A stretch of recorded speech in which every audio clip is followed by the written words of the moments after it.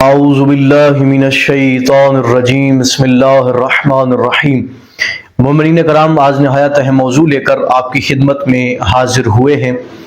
آپ تمام مومنین مومنات دیکھنے والے سننے والے حضرات سے التماس ہے، کیونکہ ویڈیو کا تھمبنیل تو آپ دیکھ ہی چکے ہیں کہ آج کی اس ویڈیو میں ہم کن مسائل کو ذکر کرنے والے ہیں، تو آپ تمام احباب سے میں التماس کرتا ہوں کہ اپنی مصروفیات سے وقت نکال کر آج کی اس اہم ویڈیو کو آپ لازمی دیکھیں، کیونکہ ہو سکتا ہے کہ ان مسائل کو جاننے کے بعد آپ خود بھی اور آپ کے عزیز و اقارب بھی ان تمام حرام کاموں سے اور ان تمام صغیرہ کبیرہ گناہوں سے بچ سکیں۔ تو مومنین، اس ویڈیو کو آخر تک دیکھیں۔ آج کی اس ویڈیو میں ہم جو اہم مسئلہ ذکر کرنے جا رہے ہیں، جو اکثر جوان جنریشن پوچھتی ہے اور اکثر جوان جنریشن ان مسائل سے ناآشنا ہے، بجائے اس کے کہ ہم ہر موضوع کے لیے علیحدہ ویڈیو بنائیں، ہم نے ارادہ کیا کہ ہم ان تمام 3-4 سوالوں کو ایک ہی ویڈیو کے اندر محفوظ کر کے آپ دیکھنے والے سننے والے احباب کی خدمت تک پہنچائیں۔ آج کی اس ویڈیو میں بغیر تمہید بغیر وضاحت کے آج کی اس ویڈیو میں ہم جو 3-4 مسائل جو 3-4 سوالوں کا ذکر کرنے جا رہے ہیں، ان میں سے سب سے پہلا سوال کہ جو اکثر مائیں بہنیں پوچھتی ہیں اور ان کو ان مسائل سے آگاہ ہونا بھی ضروری ہے کہ اگر غیر شرعی طریقے سے یعنی زنا کی وجہ سے اگر کسی عورت کو حمل ٹھہر جاتا ہے تو حمل کا ساقط کرنا، حمل کا گرانا جائز ہے یا جائز نہیں ہے۔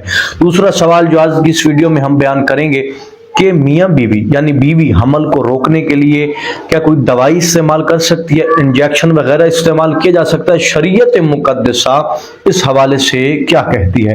تیسرا سوال کہ اگر شرعی طریقے سے حمل ہوا یعنی میاں بیوی کا آپس میں حلال رشتہ ہے اور پھر حمل ہو جاتا تو وہ کسی وجہ سے چاہتے ہیں کہ حمل نہ ہو، بچہ پیدا نہ ہو، تو کیا وہ حمل کو گروا سکتے ہیں؟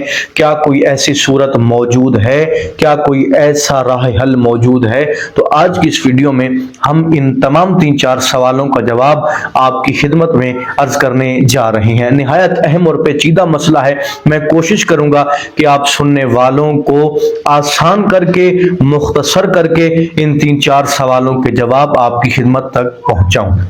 مومنین، سب سے پہلے یہ یاد رکھیں کہ اگر کسی خاتون کو حمل ٹھہر جاتا ہے، اب یہاں پہ 2 صورتیں ہیں، ایک یہ کہ زنا کی وجہ سے ہے یا بغیر زنا کی وجہ سے ہے، کیونکہ اکثر مائیں بہنیں لاشعوری طور پر یہ کام کر جاتی ہیں اور اپنے گناہ کو چھپانے کے لیے پھر یہ حرام کام کرتی ہیں، اور اکثر کو یہ مسائل نہیں پتہ ہوتا اور ان کو یہ معلوم نہیں ہے کہ وہ کس گناہ کی مرتکب ہو رہی ہیں اور ایک انسان کے قتل کا گناہ اپنے ذمے لے چکی ہیں۔ اور معصوم فرماتے ہیں کہ ایک انسان کا قتل پوری انسانیت کا قتل ہے۔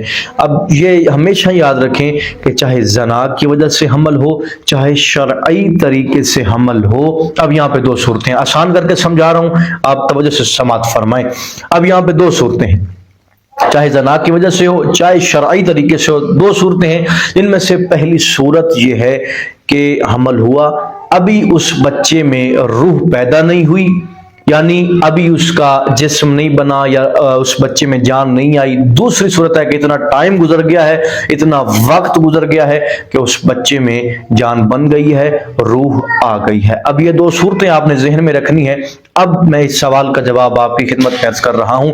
یہ ہمیشہ یاد رکھیں کہ جب بچے میں روح پیدا نہیں ہوئی یعنی بچے میں جان پیدا نہیں ہوئی، روح پیدا نہیں ہوئی، تو حمل گروایا جا سکتا ہے، چاہے زنا کی وجہ سے ہو چاہے شرعی طریقے سے ہو، لیکن ایک شرط ہے، یہ شرط آپ نے یاد رکھنی ہے، حمل گروایا جا سکتا ہے۔ شرط یہ ہے کہ اس حمل کے باقی رہنے سے ماں کو شدید خطرہ ہو۔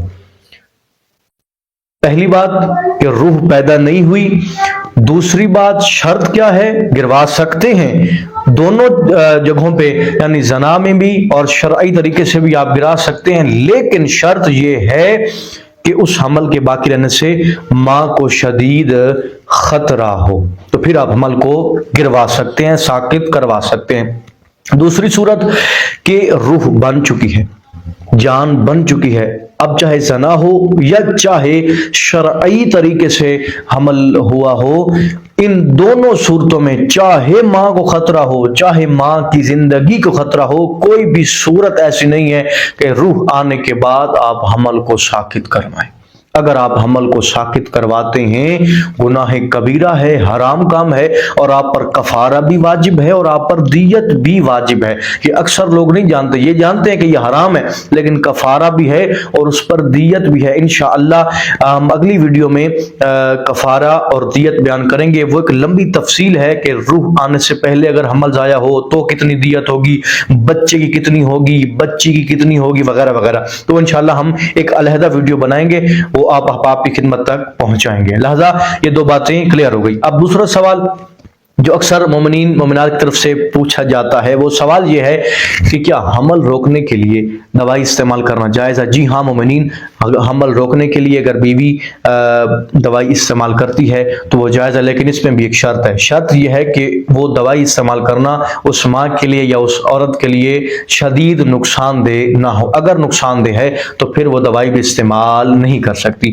دوسری بات کہ دوائی نقصان دہ نہیں ہے لیکن شوہر کے حق کے منافی ہے، شوہر کے حق تلفی ہے۔ اگر آپ وہ دوائی استعمال کرتی ہیں تو پھر بھی آپ کے لیے حمل کو روکنا جائز نہیں ہے، حمل کو روکنے کے لیے دوائی استعمال کرنا جائز نہیں ہے۔ مومنین یہ سوال تھے کہ جو ہم نے آج کی اس ویڈیو میں آپ کی خدمت میں عرض کیا۔ اگر آپ کے اس موضوع کے حوالے سے کوئی اور سوال ہیں تو آپ ان سوالوں کو کمنٹ سیکشن کے اندر پوچھ سکتے ہیں، انشاءاللہ ہم آپ کے سوالوں کا جواب دیں گے، اور انشاءاللہ اگلی ویڈیو کے اندر ہم حمل گرانے کا کفارہ اور حمل گرانے کی جو دیت ہے اس پر ایک ویڈیو بنائیں گے اور آپ کی خدمت تک پہنچائیں گے۔ دعا کرتا ہوں کہ پروردگار حقیقی معنوں میں علوم اہل بیت سے آراستہ ہونے کی توفیق عطا فرمائے۔